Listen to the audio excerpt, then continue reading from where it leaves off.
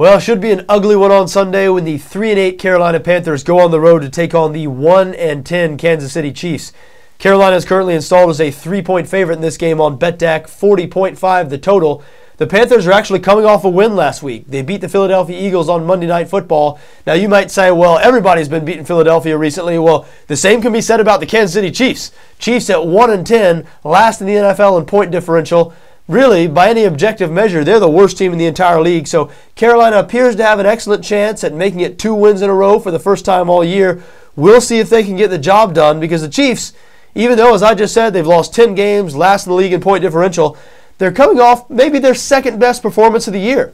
They hung tough with the Denver Broncos for the entire game last week, ended up losing by 8, but covered.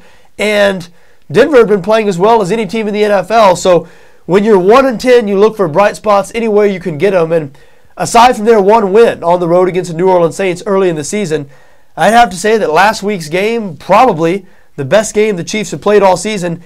Can they build on that? If they want to get a second win this season, this is their last best chance, because after this Sunday, their only other remaining home game is against the Indianapolis Colts, and the Colts have certainly been playing much better than Carolina this season.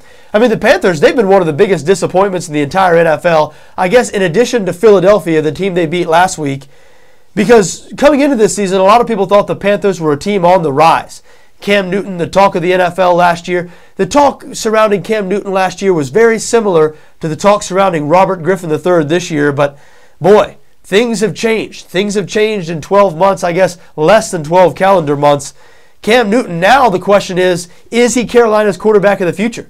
Because the Panthers fired their general manager, Marty Hurney, a few weeks ago. That means Ron Rivera, their head coach, is on the hottest seat in the NFL. They're going to have a new GM next year. They're probably going to have a new head coach. They're going to have a high draft choice. We know that frequently a new general manager, a new head coach, and a high draft choice, that a lot of times they want their own quarterback, especially when the incumbent quarterback, the quarterback they're inheriting, has been a turnover machine in his time in the NFL. Cam Newton, 17 interceptions last year, on pace to surpass that total this year. You know, his turnovers have been a big reason, maybe the biggest reason for the Panthers' 3-8 record this season. The defense has actually outplayed the offense for Carolina. It hasn't only been the turnovers. You know, last year Cam Newton was turning the ball over, but he was also making explosive plays, and Carolina was a top 10 offense. This year, 25th in the NFL in points scored. You know, their defense has actually made strides. They were terrible last year, but this year they're middle of the road, 16th in total defense, 21st in points allowed. It's been that offense. It's been that offense that's been holding them back. They haven't been able to protect the football. They haven't produced as many explosive plays as they did last year. Now, they're going to have every opportunity to get it turned around this week, and maybe they got it turned around last week. Cam Newton did have his best game of the season last week, was named NFC Offensive Player of the Week, and the Chiefs, 28th in the NFL in points per game allowed. They give up 27 points per game. So we'll see if this Carolina offense can build off some of that momentum last week they built in that win over the Philadelphia Eagles. I have my doubts, quite frankly. I've seen Carolina play a lot throughout this season, and the Chiefs, don't let that stat fool you, the fact they're 28th in the league in points per game allowed. They've been slowly coming around on defense. They've been playing better and better. They're a top 10 pass defense. Played well last week against Peyton Manning and that high-flying Denver offense. Carolina, you know, we've seen the book on them this year. If you can prevent Cam Newton from running the football, you have a good chance at stopping their offense. The Eagles last week were not able to prevent Newton from running the football, so they were not able to stop this Carolina offense. But Romeo Crennel, obviously, he knows what he's doing in terms of coaching defense, and I wouldn't be surprised if he has something cooked up for Cam Newton in that Carolina offense this week. Now, even if they do slow down the Carolina offense, does that mean the Chiefs are going to be able to win the game?